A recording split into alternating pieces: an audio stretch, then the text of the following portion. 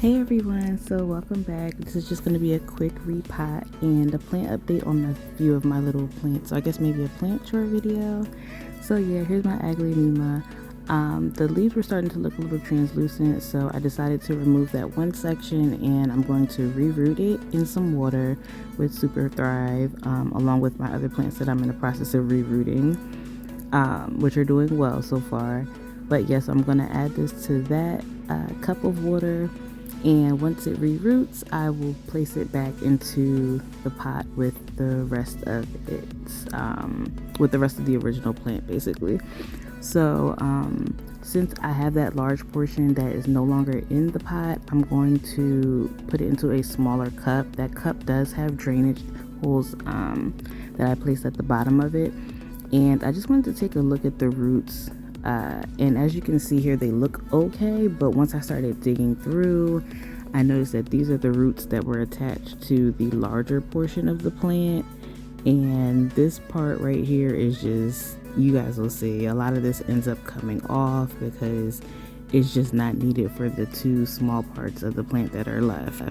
I decided to add some additional orchid bark just to make the soil mix just a little bit more chunky, hopefully to avoid some root rot, which is what I think happened with the plant as a whole when it was in the bigger pot. So to avoid that, I'm adding some more orchid bark, like I said, and then by it being in this smaller clear pot, well, cup really, I'll be able to keep an eye on the roots, and hopefully when I'm watering it can just drain right through and it's not too much soil, because that tends to be an issue, and I think that's what happened with the pothos behind it to the left. I think that the pot was just too large, and basically it was just too big for the amount of plants that was in there, if that makes sense.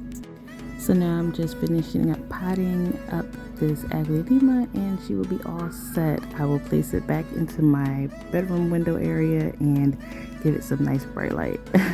So up next should be my pothos pot. There's a bunch of different pothos in there. And I'm gonna put it in this pot here that the aglaonema was in. So I think that it's a lot smaller, but it should be a good enough size for that.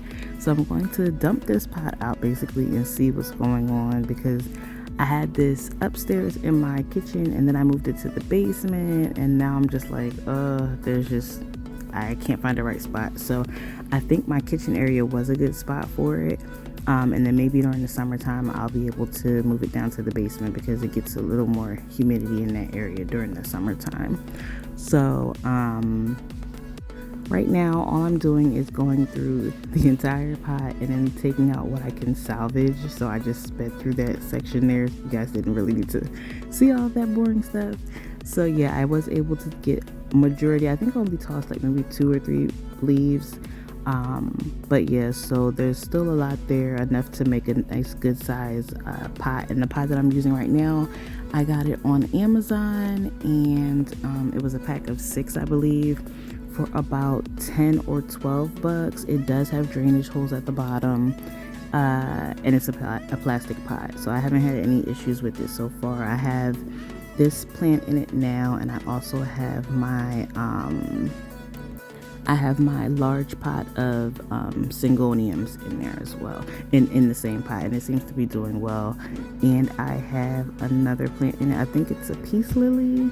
Yeah, so I've used the pot a few times. I haven't had any issues. So yeah, I got that on Amazon just in case anyone was wondering. So here I'm just basically backfilling. I added some more of my soil mixture, and that's pretty much going to be it for this pothos pot. I think it looks a lot better in the smaller pot. I will find something to put in that larger pot over the summer. Not sure what it's going to be, but I'll be able to fill it with something.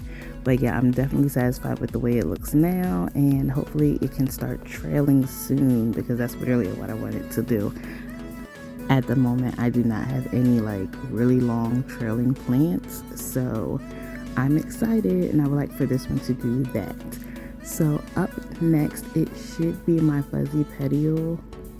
Now my fuzzy petiole, I mentioned that in one of my shorts that I post every day. If you guys haven't seen it already, please check them out. So yeah, I did post this one, and I mentioned that it just seems to be a slow grower. This is pretty much how the plant looked aside from maybe one leaf since I had it, and I've had it for a good while. So at first I was just going to take the entire plant out and just chop up the whole thing, but then I said, you know what, no, let me not do that. So I decided to just take 2 cuttings, I believe. I probably could have taken 3, but I took 2 right from the top section. So this is the first one here, and there's actually new growth coming out, so I don't even know what those are going to do, but hopefully they're all right. And then I'm going to take a second one here, and I kind of like looking at it now, I kind of wish I did cut one more, but I just didn't want to leave the mother plant too bare. So yeah, that's what I ended up doing. I left it with 2 leaves there, and then I put that piece of bamboo back in that broke off, but just for a little bit of support. And then the other 2 pieces that I cut off, I'm going to let them callus over for maybe a few hours, since they're not like that thick. I shouldn't need to leave it out overnight. It should be okay in a few hours. So once they callus over a little bit, what I'm going to do is just place it back into some water, most likely in the same container as my Dieffenbachia and the Aglaonema, just so that way it can root and I don't have propagations all over the house. I actually have another bin of propagations, one in perlite and then another one in water. So I will see you guys on the next video, and don't forget to check out my short